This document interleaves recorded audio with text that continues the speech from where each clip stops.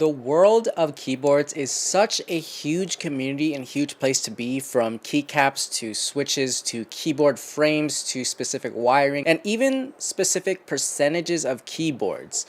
It is such a vast community, and I'm not even going to say that I'm like an expert or even know a lot about it at all, but I do want to talk about 60% keyboards and why I think smaller percentage keyboards may be better for all-around use compared to full-size keyboards.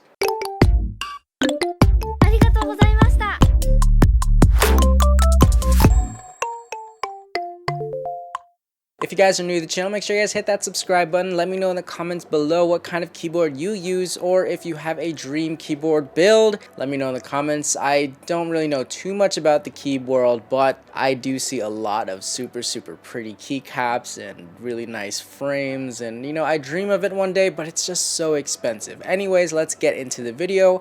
Why do I think that 60% and 65% keyboards are so much more superior to full-size keyboards? Well, first of all, you probably want to know what a 60 or 65% keyboard is if you don't already know. So pretty much, it's a keyboard that takes away the numpad and the F keys. Now, you might be wondering, why would I want to take these away? Well, honestly, I haven't used a numpad since I was in like middle school doing the typing games and all that stuff. It's just one of those things that's kind of there and in the way. So having a 60% keyboard kind of knocks that out of the way. And since it also moves the F keys out, it takes that top row out of the keyboard.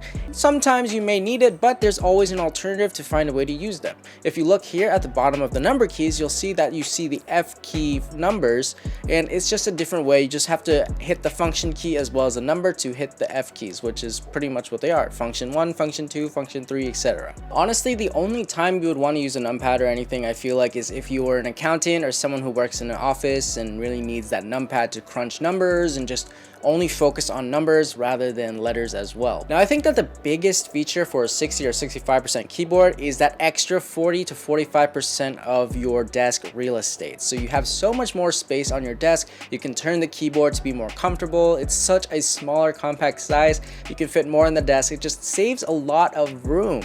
And when it comes down to working comfortably, I feel like space and comfort are the most important things when it comes to productivity. So being able to customize your desk, your keyboard layout, your mouse layout, and all of that really just helps to give you a more comfortable environment to work. Like, this allows me to turn the keyboard if I want to, have my cat on my desk if I want something to pet, you know, just in general, it just gives me so much more room to provide space for extra things. Like maybe I wanted my iPad on there, maybe I need my laptop on there. You know, I can just crush everything together, push everything together, make it real tight without having to sacrifice too much, because that full-size keyboard is a lot of space, and it doesn't seem like it, but when it comes down to your desk space, it is a lot, because there's times where I can't even turn a full-size keyboard because there's not enough space on my desk to do it, because the keyboard's just too long. And honestly, there's not too much different about the full size and the 60%, but it all comes down again to that comfort. And I feel like, lastly, that slant in the keyboard really makes it easier and more comfortable for you, because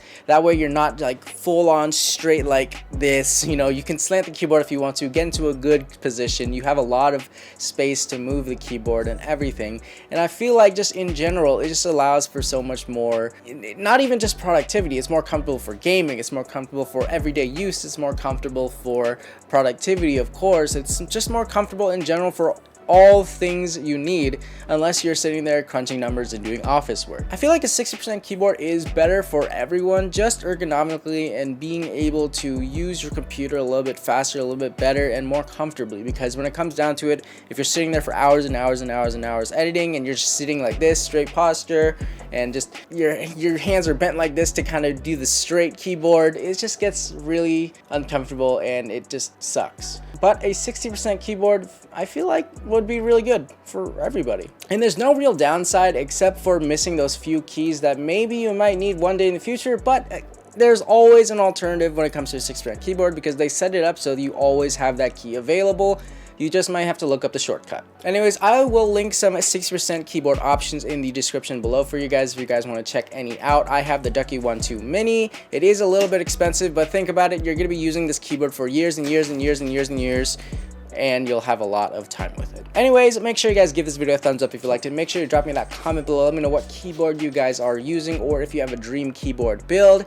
Keep pushing buttons, guys, and I'll see you guys in the next video. Peace.